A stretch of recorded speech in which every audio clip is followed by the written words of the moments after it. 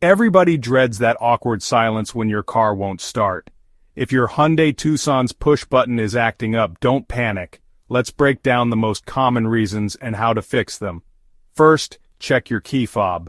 A weak or dead battery in the fob is the #1 culprit.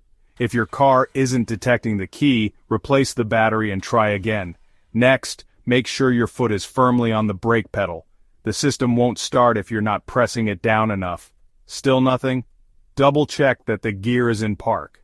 The push-button system won't work unless the car is in the right position. If the dashboard says key not detected, try holding the fob against the start button. Sometimes the signal is just too weak. Finally, check your car's main battery. A low or dead battery will stop everything, including the push-button start. If none of these steps work, it's time to call for professional help. But for most, a quick fob battery swap or putting the car in park does the trick. So next time your Tucson won't start, don't stress. A simple fix could have you back on the road in no time.